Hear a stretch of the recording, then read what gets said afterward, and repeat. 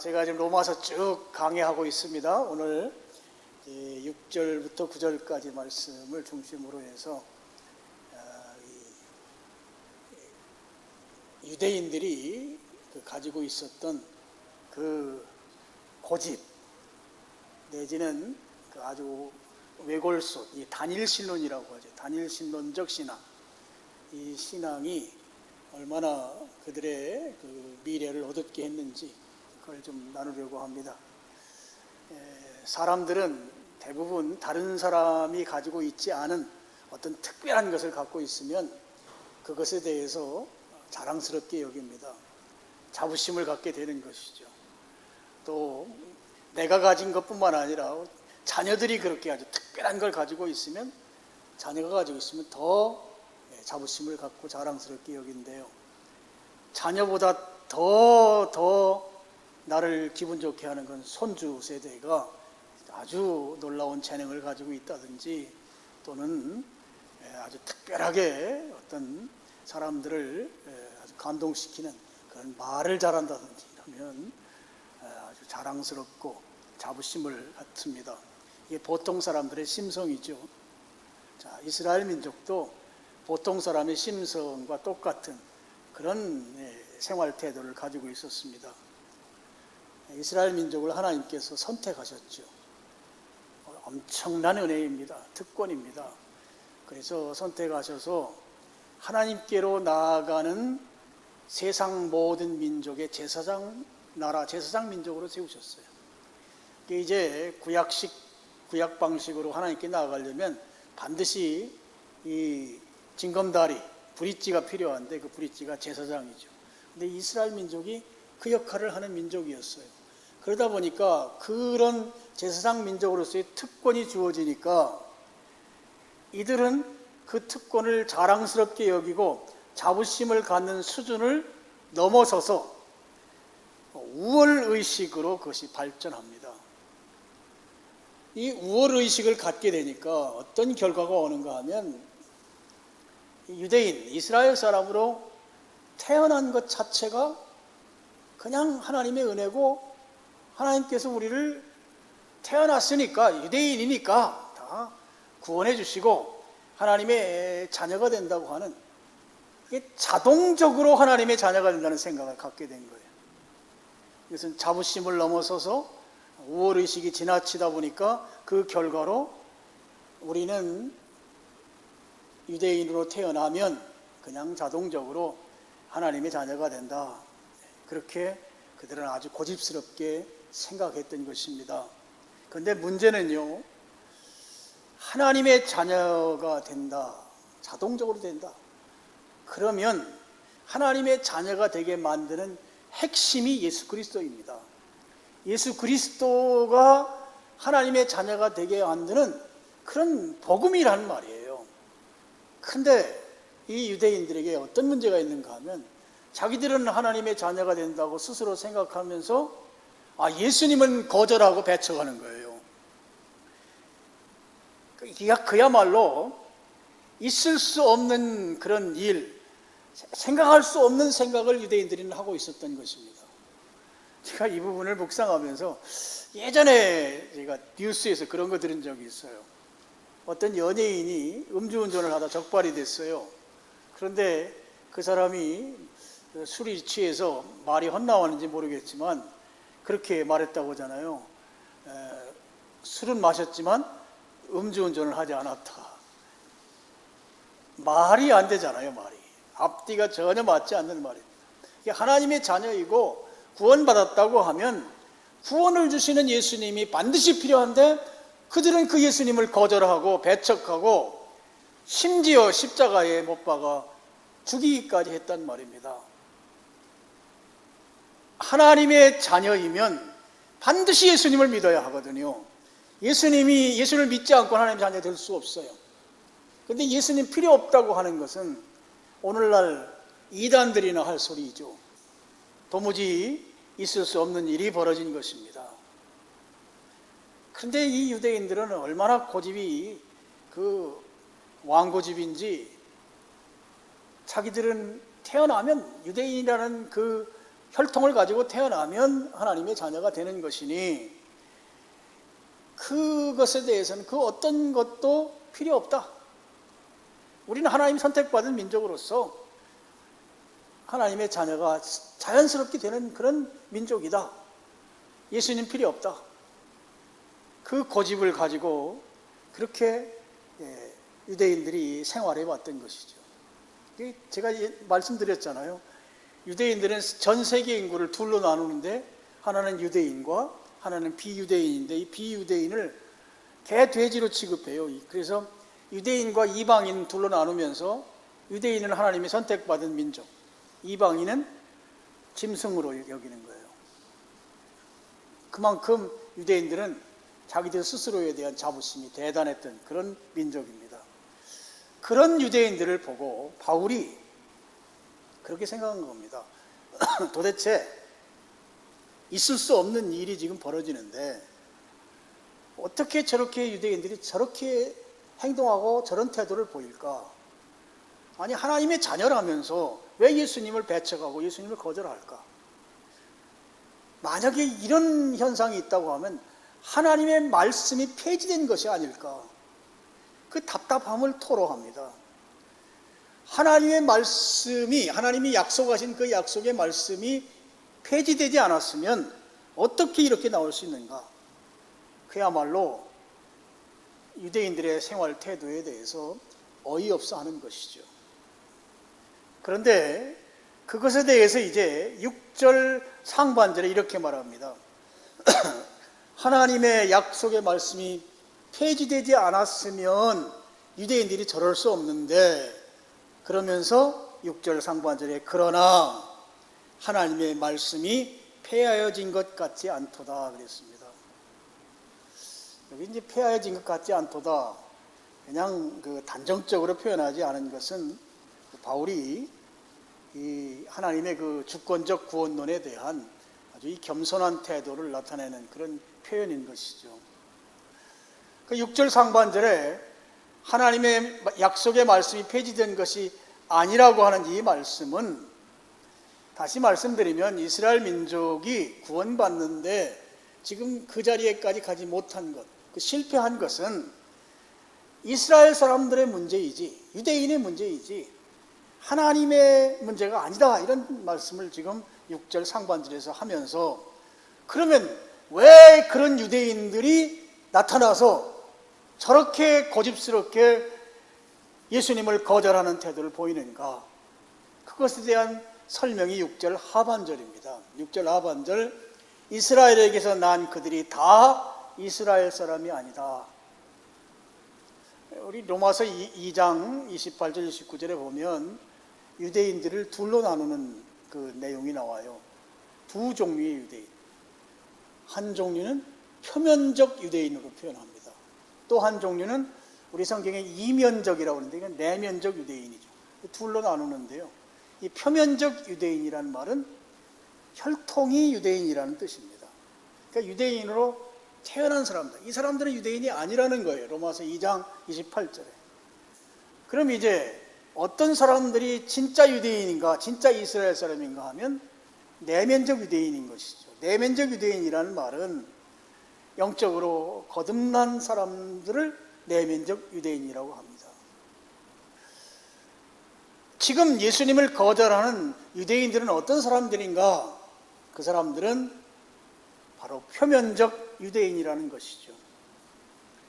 자, 이 표면적인 유대인들이기 때문에 자기들은 자동적으로 구원받은 사람이라고 말하면서 예수님을 거절하는 그런 태도를 보이는 것이다. 그런 말씀인 것이죠. 그래서 이 사실을 입증하기 위해서 7절부터 13절까지가 기록되어 있는데요. 여기에는 두 가지 사례를 들어서 그 유대인들이 지금 잘못된 생각을 하고 있고, 유대인들에게 예수님이 꼭 필요하다는 사실, 그리고 유대인이라고 해서 다 유대인이 아니라고 하는 이 사실을 증명하는데 두 가지 사례가 나옵니다. 시간 관계상 오늘은 이제 한 가지만, 9절까지는 한 가지를 말씀드리고 다음번에 다른 한 가지를 말씀드리도록 하겠습니다. 자, 7절부터 9절까지의 한 사례인데요. 여기는 아브라함의 자녀들을 예로 들어서 설명을 합니다. 자, 7절 또한 아브라함의 씨가 다 그의 자녀가 아니라 오직 이삭으로부터 난 자라야 내 씨라 불리리라 하셨다 그랬어요. 자, 아브라함에게서 난 자가 그의 씨가 아닐 수도 있다는 거예요. 여기 씨라는 말은 상속자라는 말이에요. 믿음의 상속자, 천국의 상속자, 하나님 나라의 상속자, 상속자라는 의미를 갖고 있어요.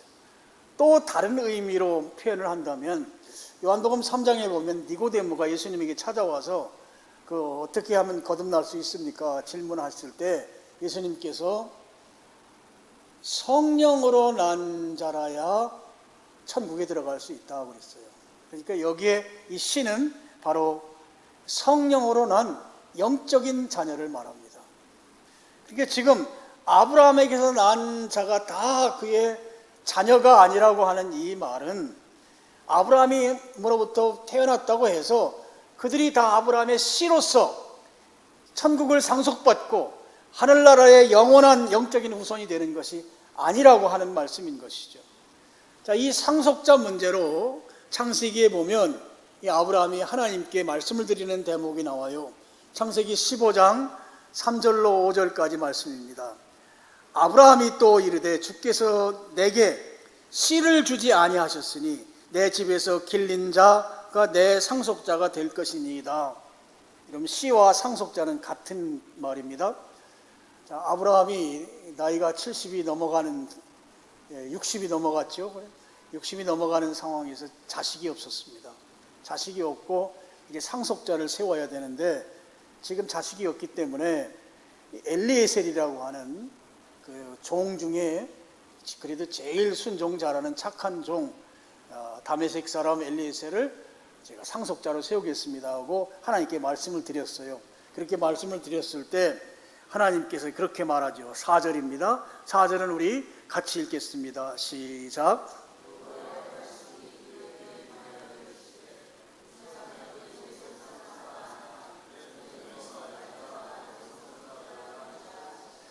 그를 이끌고 밖으로 나가 이르시되 하늘을 우러러 뭇별들을 셀 수 있나 봐라. 또 그에게 이르시되 네 자손이 이와 같으리라. 4절에 보면 하나님께서 아브라함 내 몸에서 날 자가 상속자가 된다 그랬어요. 그리고 5절에 자손이 별처럼 셀 수 없을 만큼 많아질 것이다. 이 말씀이 하나님으로부터 아브라함에게 주어졌습니다. 그런데 아브라함이 이 말씀을 또 오해한 것입니다. 자기 몸에서 날 자, 자기 혈통이면 다 상속자가 될 줄로 안 거예요. 그래서 아브라함은 자기 집에 있던 여종 하가를 취해서 그로부터 아들을 하나 얻어요. 그 아들의 이름이 이스마엘입니다.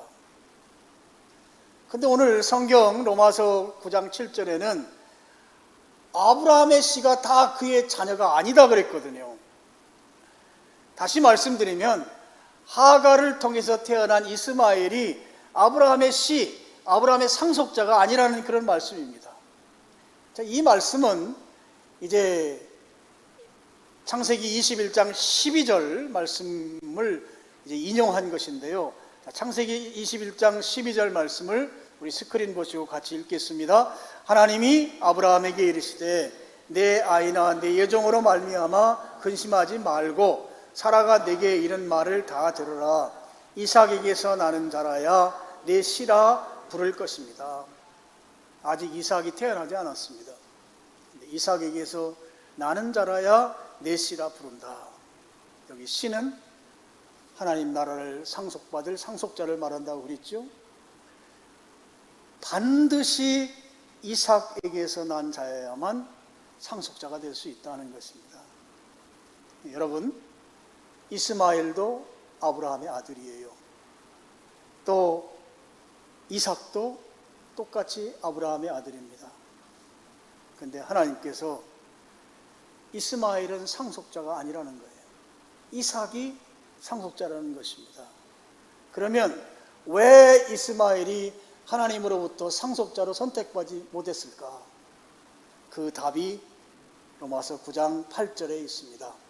곧 육신의 자녀가 하나님의 자녀가 아니요 오직 약속의 자녀가 씨로 여기심을 받느니라. 그러니까 이 말씀의 근거에서 보면 이스마엘은 육신의 자녀인 것이죠. 반면에 이삭은 약속의 자녀입니다. 약속의 자녀만 하나님의 씨로 여김 받는다. 그러니까 하나님께서 그를 상속자로 세우신다고 하는 것이죠. 성경에 보면 이 아브라함의 이 자녀가 아들이 모두 8명이 성경에 나옵니다. 맨 먼저 나오는 것이 이스마엘이죠. 하갈을 통해서 얻은 아들입니다. 그리고 그 다음에 사라를 통해서, 사라가 아브라함의 본처입니다. 본처인 사라를 통해서 이삭을 얻습니다. 그리고 그 후에 창세기 25장에 보면 후처를 또 아브라함이 이제 취해요. 그래서 후처를 통해서, 후처의 이름은 그두라입니다. 거기에서 6명의 아들을 얻습니다. 그래서 성경에는 8명의 아들이 등장합니다. 자, 아브라함의 혈통을 따라서 난 자녀가 지금 성경에 8명이 등장해요. 다 아브라함의 자녀입니다. 그런데 그 중에 약속한 자녀, 약속의 자녀는 단 한 사람, 이삭뿐입니다. 그래서 이 약속의 자녀인 이삭을 제외한 7명은 오늘 성경의 말씀에 의하면 육신의 자녀인 것이죠. 육신의 자녀는 아브라함과 같이 있을 수 없습니다. 그래서 아브라함을 다 떠나게 됩니다. 그럼 이 육신의 자녀인 나머지 7명은 현재 우리가 살고 있는 이 시대에 지금 중동 지역에 있는 그 아랍인들의 조상입니다. 아랍인들의 조상이 되었고, 지금 이 중동은 아주 수십억의 그 아랍 사람들이 살고 있는 것이죠. 그들의 조상이 바로 아브라함의 육신의 자녀에 의해서 지금 아랍의 그 조상, 아랍 사람들의 조상이 됐다 하는 것입니다. 여러분, 아브라함의 유전자를 받아서 태어난 사람이 아브라함의 자녀인 건 맞지만 약속의 자녀는 아니라고 하는 것이에요.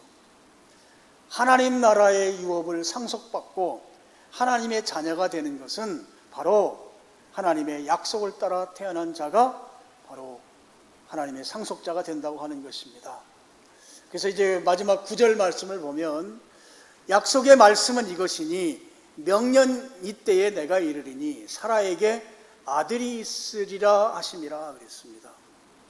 하나님께서 이 약속하신 이삭이 이제 태어나는 거죠. 하나님이 하신 약속을 이삭이 태어나게 함으로써 구체적으로 그 약속을 실천하십니다. 그 약속이 성취된 것이죠. 이 9절 말씀은 창세기 18장 10절을 인용했습니다. 창세기 18장 10절 말씀도 우리 같이 한번 읽겠습니다. 시작.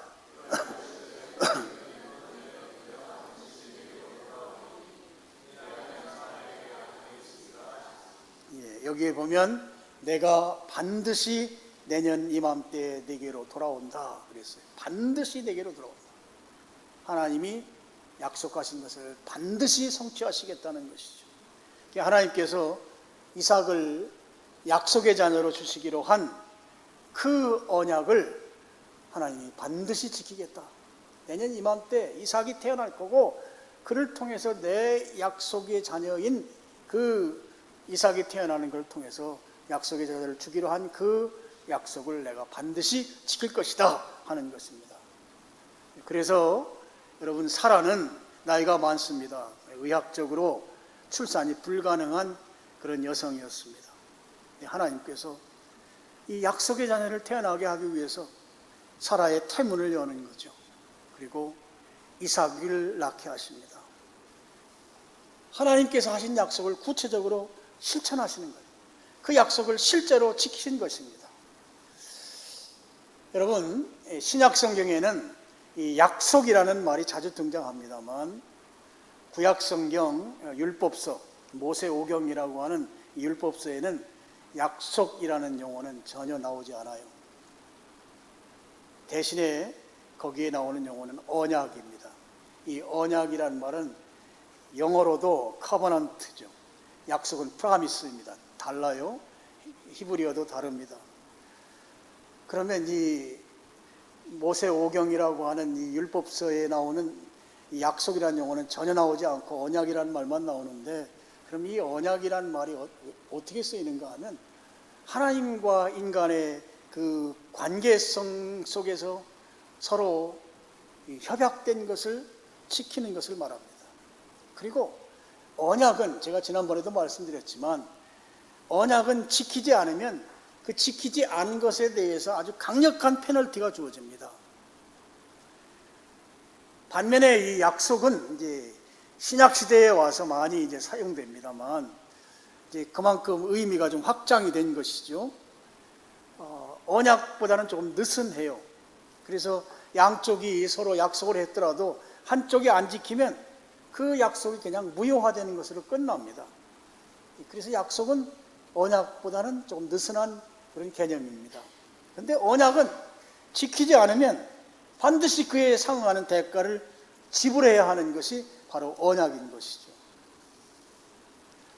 그래서 지금 이스라엘 민족에게 지금 창세기를 통해서 그 아브라함에게 약속한 그 이삭이 태어나는 이 언약, 반드시 지키는 하나님께서 그렇게 지키겠다고 약속하신 것을 오늘 로마서 9장 9절에 그 부분을 다시 한번 기록하고, 하나님은 약속을 지키시는 분이고 그렇게 태어난 이삭이야말로 약속의 자녀이다 하는 것이죠.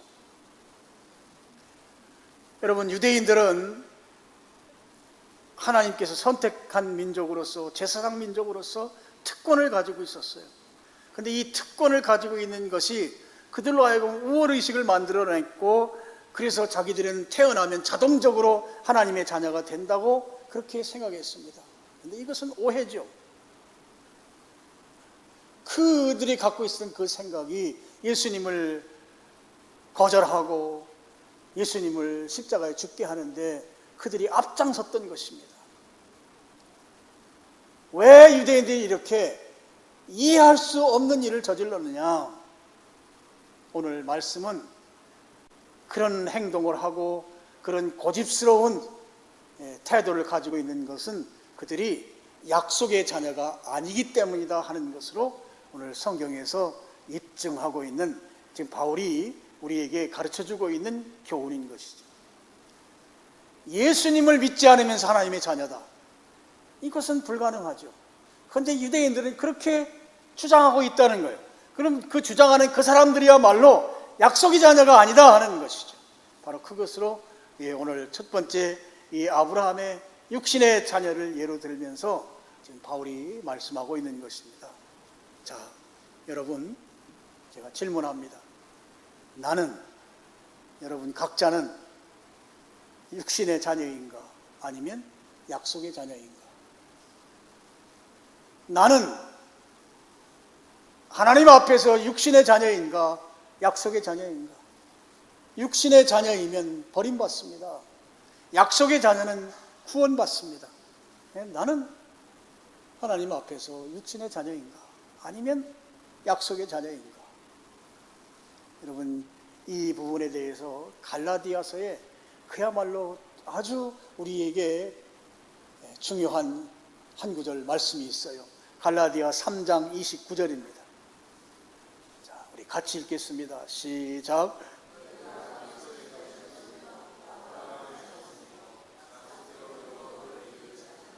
너희가 그리스도의 것이면, 여기에 그리스도의 것이다 그랬는데 사실 헬라어 원문에는 이 것이란 말이 없어요. 그러니까 그리스도 안에 있으면 또는 밖에 있으면 하는 이 조건을 나타내는 그런 대명사가 쓰였습니다. 선택인 거예요. 그리스도 안에 있을 거냐, 그리스도 밖에 있을 것이냐, 그리스도를 믿을 것이냐, 그리스도를 믿지 않을 것이냐. 그런데 그리스도를 믿으면 또는 그리스도 안에 있으면 또 그리스도의 것이면 뭐 이렇게 볼 수 있는 것이죠. 그러면 아브라함의 자손, 아브라함의 씨가 되고 약속대로 유업을 이을 자다. 유업은 상속이죠. 상속자가 된다 하는 것입니다. 여러분이 놀라운 말씀이에요. 바로 우리가 그리스도인이라고 하면 상속자가 된다는 거예요. 약속의 자녀라는 것입니다. 여러분, 그리스도인이십니까? 그리스도인이면 약속의 자녀이고 하나님 나라를 유업으로 받을 상속자가 된다 하는 것이죠. 그래서 내가 나에게 질문해 봐야 돼요. 나는 그리스도인인가? 반대로요, 그리스도인이 아니면 육신의 자녀인 거예요. 그가 아무리 빽이 있고 좋은 그런 환경 속에 있다 할지라도 그는 육신의 자녀일 뿐이고 버림받게 되는 것입니다. 사람들하고 제가 대화를 나누다 보면 이렇게 말하는 분들이 계세요. 우리 집은 4대째 기독교 집안입니다. 우리 집은 5대째 기독교 집안입니다. 5대까지 막 내려간 그런 이 신앙 가문들이 있습니다. 그래서 이렇게 계속해서 기독교 집안이기 때문에 저가 천국 가지 않겠습니까? 이렇게 말하는 분이 계시더라고요. 또 어떤 분은 그래요. 우리 아버지가 교회 장로님이고 우리 어머니가 교회 권사님인데 내가 예배당 안 나간들 천국 갈 때 우리 엄마가 나를 그냥 버리고 갈까요? 나도 아마 따라갈 것으로 믿습니다. 교회에서 우리 부모님이 중요한 직분자들인데 그 덕을 내가 보지 않겠느냐, 그렇게 말하는 분도 계셔요. 제가 우리 교회 예배당 지을 때 그 건설사 그 중간 간부쯤 되는 분이 그러더라고요. 자기는 교회당 짓는 걸 10개를 지었대요. 자기는 교회는 안 다니는데 예배당은 10개를 지었대요.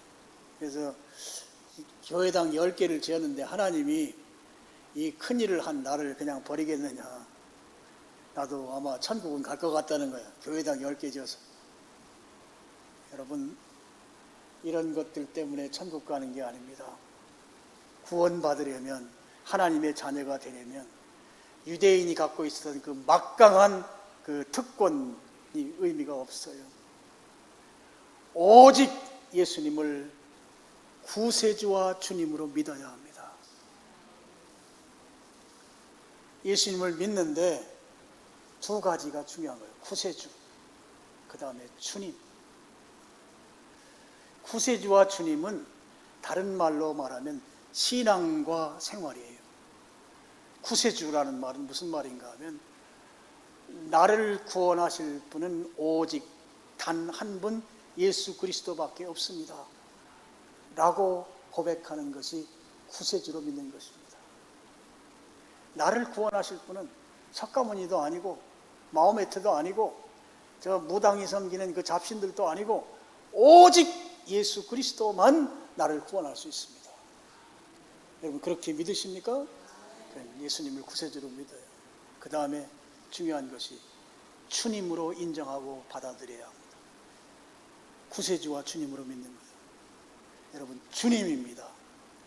이 주님은, 구세주는 신앙의 영역이라면 주님으로 믿는 것은 생활의 영역이에요. 예수님이 나의 주인이에요. 주인. 로드십이라고 그래요. 예수님이 나의 왕이란 말이에요. 왕, 황제, 나에게 있어서. 그럼 나는 그분의 종이 되는 것이죠. 그분을 따르는 자, 펠로우십 또는 서번트십이 되는 거예요. 주님이 내게 있어서 주님 되시는 삶, 이게 생활이에요. 신앙 생활에서 생활이에요. 우리의 생활은 치열하게 그 싸움을 하면서 가는 거예요. 예수님께 내 삶의 주권을 내드리는 것. 이것이 신앙 생활이란 말이에요. 이 주권을 내드려야 돼요. 주권을. 예수님이 내 삶의, 내 인생의 주인이시다 라고 하는 것을 언어적인 고백 차원이 아니라 삶에서 그렇게 드리는 이 싸움, 이 치열한 싸움이 생활이다 말이에요. 신앙생활이다 하는 거예요. 그래서 신앙의 연조가 많을수록에 많은 부분에서 예수님께 주권을 이양해놓고 살아야 하는 거예요. 제가 모두에 말씀드렸지만 근심, 걱정거리 그것도 주님께 다 드려야 돼요. 근데 우리는 그걸 너무 못해요. 중요한 것은 주님께 절대 안 드리고 내가 가지고 있어요. 그냥 이것은 뭐 어린아이도 드릴 수 있는 건 드려. 맡긴다고요. 근데 실제 중요한 걸 안 맡기고 그 내 가슴에 가슴 아래를 하면서 끌어안고 사는 거예요. 주님이 그것을 내놓으라는 거예요. 이게 주님으로 믿는 것입니다. 우리의 이 신앙의 생활은 그 치열한 싸움 가운데 살아가는 것이에요. 주님께 내드려야 돼요. 내드려야 주님이 일하시는 것입니다. 주님이 주인으로서 내 삶을 주관하는 것입니다. 그래서 우리가 신앙생활을 한다는 것은 예수님을 구세주와 주님으로 믿을 때에 비로소 신앙생활이 되는 것이죠. 어떤 특권이 우리를 구원하는 것이 아닙니다. 4대, 5대, 6대 기독교 집안에 있다 할지라도 그것이 나를 구원하는 조건이 되지 못한다 하는 것이죠. 우리가 주님 앞에 약속의 자녀가 된다고 하는 것은 너희가 그리스도의 것이면 곧 아브라함의 자손, 아브라함의 씨다. 약속대로 유업을 이을 자다 라고 한 이 갈라디아서 3장 29절 말씀을 따라서 여러분 우리에게 요구되는 것은 그리스도 안에 있는 것입니다. 그리스도를 구세주와 주님으로 믿는 것입니다. 그래서 여러분 신앙생활을 해가면서 올해보다 내년이 더 주님께 맡긴 것이 더 많아져야 해요. 질병도 맡기시고요. 여러분이 절대 놓지 못하는 그런 중요하다고 여기는 그것도 맡기시고 주님께 그냥 다 드리시길 바랍니다. 드리시기 바랍니다. 정말 드리시기 바라요. 이게 신앙생활의 신비예요. 신비. 드릴 수만 있다면 드리시길 바랍니다. 주님께 맡기란 말이에요. 맡겼다가 다시 찾아가면 안 돼요. 그냥 주님께 다 맡기세요. 정말이에요. 다 맡기시고 주님이 알아서 하시도록 하세요. 나는 내일 일도 모르는 존재예요. 근데 주님은 내 인생 전체를 아세요. 내 인생만 아는 게 아니에요. 내 후손들의 인생도 다 아세요. 그래서 주님은 주님의 시간표, 주님의 계획표에 따라서 내 인생을 컨트롤해 나가십니다. 그럴 분에게 맡기시라고. 맡기는 일을 하길 바라요. 아직 내가 신앙이 미숙하면 작은 것부터 맡기세요. 그래서 신앙이 그걸 통해서 점점 더 커져가는 거예요. 그 신앙이 성숙해가면 그러면 나 전체를 맡길 수 있어요. 주님께서 알아서 하십시오. 저를 주님께 드립니다. 주님이 알아서 저를 사용하세요. 제 인생을 주님이 책임지시고 이끌어가 주세요. 이렇게 맡기시는 여러분 되실 때 그 사람이 바로 약속의 자녀가 된다. 그래서 오늘 EV 예배에 나온 여러분들 예수님을 구세주와 주님으로 믿고 내 삶의 모든 것을 로드십, 왕 대신, 황제 대신 예수님께 다 내어드리고 그분의 통치권 아래서 그렇게 살아가는, 그러므로 말미암아 약속의 자녀로서 승리하는 여러분 되시기를 주님의 이름으로 축원합니다. 축원합니다. 기도하겠습니다. 아버지 하나님,